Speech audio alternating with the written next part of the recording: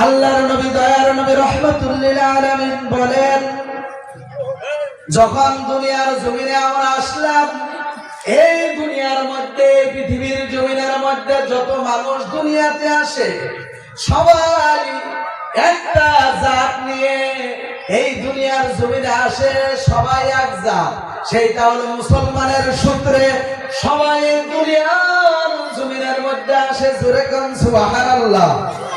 সবাই মুসলমানের সূত্রে জন্ম নেন। এই দুনিয়াতে যত মানুষ আসে সবাই মুসলমান হয়ে আসে। জোরে বলবেন না সুবহানাল্লাহ। আর এই দুনিয়াতে আসিয়া প্রিয় মুসলমান ভাইয়ারা আমার, কিছুদিন যাওয়ার পর আমরা তিন দলে বিভক্ত হয়ে যাই। জোরে কোন কয় দল? আমার কথাটা দিকে লক্ষ্য করুন, কয় দল? তিন দল। এক নম্বর দল, তার নাম হলো আল্লাহ পাকের দল।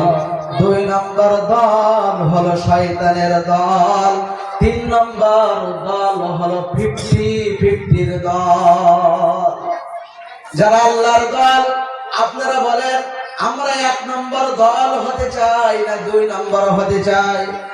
এক নম্বর দল হলো আল্লাহ পাকের দল। আমরা কোন দলে থাকতে চাই? জোরে কর সবাই। কর কয় নম্বর? এক নম্বর দলটির নাম হলো আল্লাহ পাকের দল। দুই নম্বর দলটির নাম হলো শয়তানের দল।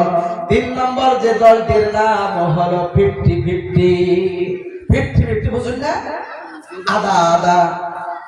কবির ভাষায় আল্লাহ পাকের দল যারা, তারাই হবে বিনা হিসাবি জান্নাতি। জোরে বলুন সুবহানাল্লাহ।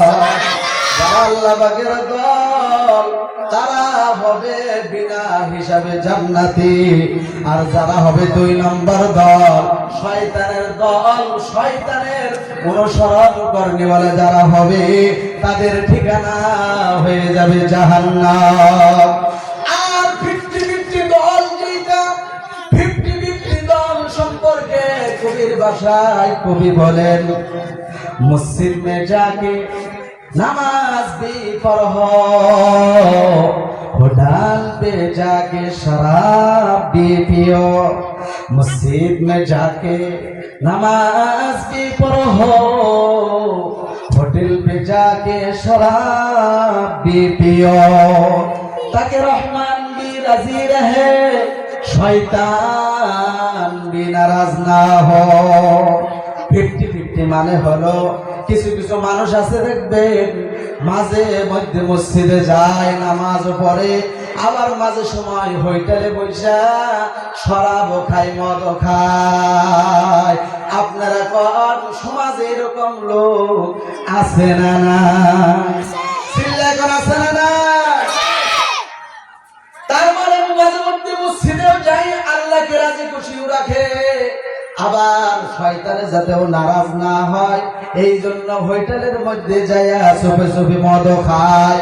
এরকম সমাজে লোক আছে আছে।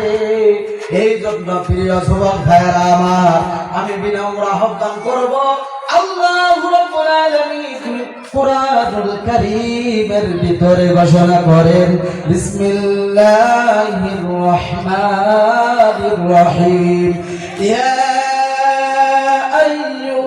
الذين آمنوا ادخلوا في السلم كافة ولا تتبعوا خطوات الشيطان إنه لكم عدو مبين.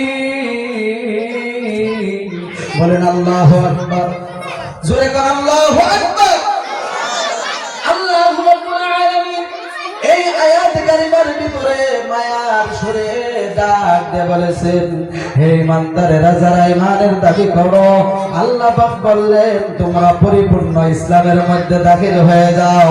তোমরা শয়তানের অনুসরণ করনেওয়ালা হয়ো না, অনুসরণ করনেওয়ালা হয়ো না। কারণ শয়তান তোমাদের প্রকাশ্য দুশমন। আমাদের দুশমনের নাম কি? জোরে কর। আমাদের দুশমনের নাম কি?